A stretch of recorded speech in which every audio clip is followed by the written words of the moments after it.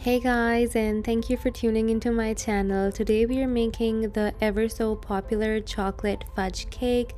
Super moist, delicious, really easy recipe. You can whip it up with just a fork, and the best part is it does not require any butter. The cake and this luscious frosting both are completely butter free. So start by lining 2 6 or 8 or 9 inches pans. I'm using 6 inches because I want my cake to be about 5-inch tall, but you can use any pan size depending on how tall you want your cake to be. Next, I have some buttermilk and eggs, and everything needs to be at a room temperature. How to make buttermilk is mentioned in the description box below, so make sure to check that.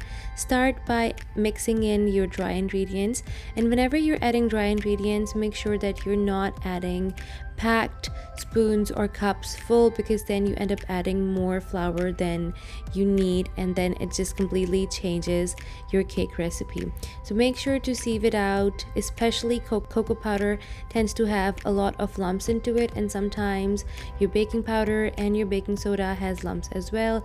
You don't want them in your cake because after baking you're gonna be having pockets that will be full of cocoa powder or flour. Anything that's unmixed is gonna be there in the final product, so giving extra 2 minutes of sieving out makes a huge difference in my opinion, so don't skimp it. Now add in the sugar and mix everything really well, and put aside and head towards the wet ingredients.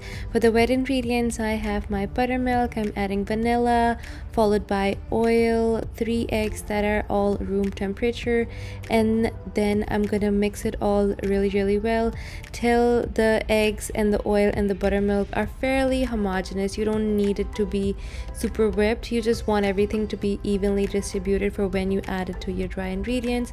We're not adding the 3/4 cups of cooled down coffee into this because that's gonna go in the cake mix at the end.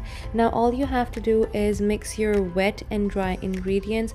Once they're incorporated really well, then you're going to be adding in the coffee, and then we're going to bake it. And here we have our coffee. This is the last step. Make sure that your coffee is at room temperature. You don't want to be adding hot coffee into this.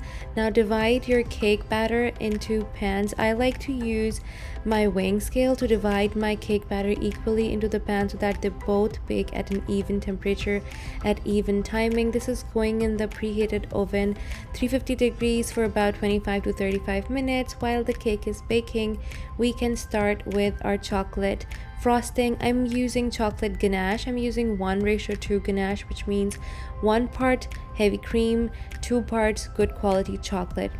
I'm gonna link my white chocolate ganache video in which I explain everything about ganache and how to tint it and how to use it, as well as my blog post.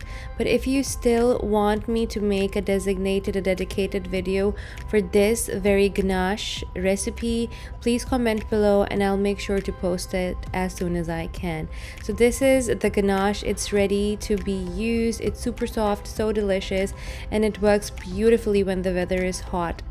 Now the cakes are out, let them cool completely. You want them to be room temperature before you start cutting them and start stacking them, because otherwise what happens is the heat from the cake melts the frosting and then it just slides off and it's a mess and not a beautiful cake. So here I have my cake ready to go, and it's so hard to resist it. I'm gonna take a nibble out of this, how super soft it is.